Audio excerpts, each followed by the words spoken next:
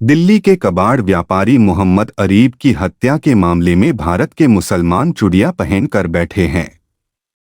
हिंदू आतंकवादी राहुल और बाबू ने कबाड़ दिखाने के लिए बुलाया और अरीब की हत्या कर 2.5 लाख रुपए लूट लिए और उसकी लाश को 2 टुकड़ों में काटकर जंगल में फेंक दिए। अब वो गिरफ्तार है।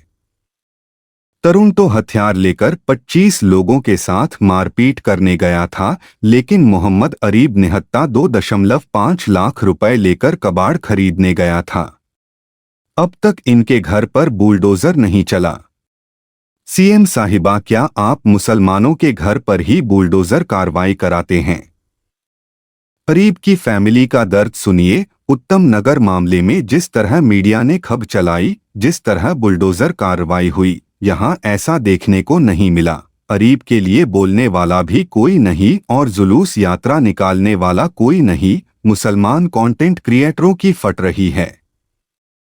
मुसलमानों, क्या अब भी आप संविधान के दायरे में आवाज नहीं उठाएंगे?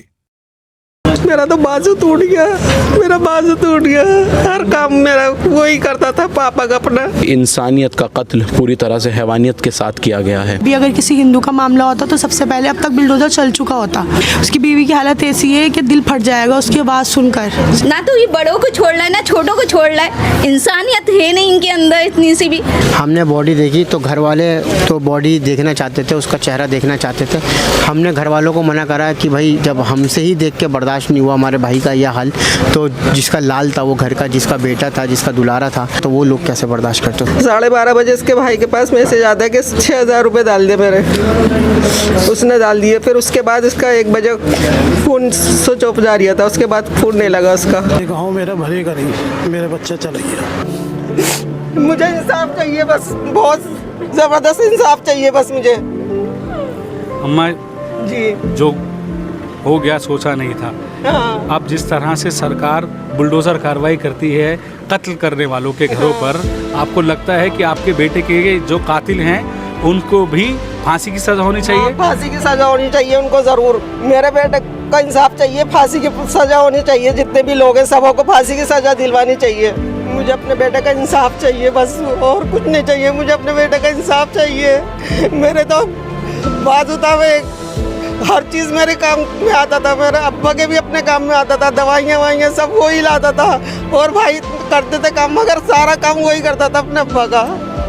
सबों को मुझे इंसाफ चाहिए, मोदी से भी इंसाफ चाहिए मुझे अपने बेटे के लिए।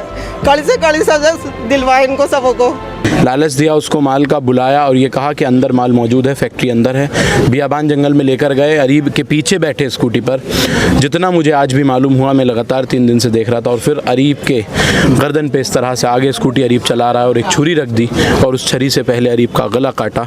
उसके बाद अरीब जब गिर गया, वो तड़पने लगा तो उसके दोनों तरफ चाकू मारे और अरीब जब भी उनके काबू में नहीं आया, अरीब चीख रहा था, अरीब चिल्ला रहा था, तो उन जालिमों ने, दोनों वहशी दरिंदों ने अरीब के बहुत बड़े बड़े पत्थर उसके सर में मारे। और उनकी हैवानियत जब भी भरपूर नहीं हुई तो उन लोगों ने बहुत बुरी तरह से अरीब के हाथ पैर को बांधा। सबूत मिटाने के लिए अरीब को एक बियाबान जंगल की खाड़ियों में ले जाकर वहाँ उसे आग के हवाले कर दिया ताकि वो तमाम सबूत मिटाए जा सकें। मैंने खुद, जब मेरे साथी सुभान ने, हमने वहाँ जाकर देखा कि क्या हालत बॉडी की थी, तो वो ना बयां करने वाली है। और अगर आपने बॉडी देखी? मैंने बिल्कुल देखी। वो हालत बयान नहीं की जा सकती। मैं आज पोस्टमार्टम हाउस में भी था, ना वो किसी को बताया जा सकता है। सिर्फ इतना ही कहूँगा कि इंसानियत का कत्ल पूरी तरह से हैवानियत के साथ किया गया है।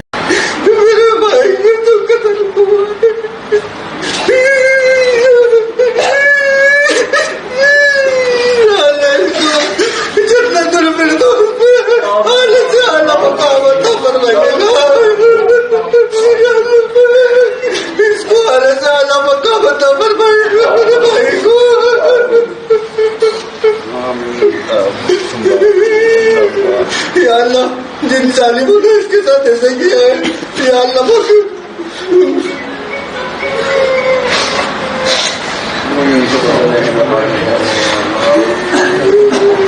पाक को नहीं छोड़िएगा। या अल्लाह पाक को नहीं छोड़िएगा। या अल्लाह पाक मेरे माँ बाप को सबर अता फरमाइए, मेरे खानदान वालों को, मेरे रिश्तेदारों को, सबको सबर अता फरमाइए। या अल्लाह पाक आपस में हम सब में प्यार मोहब्बत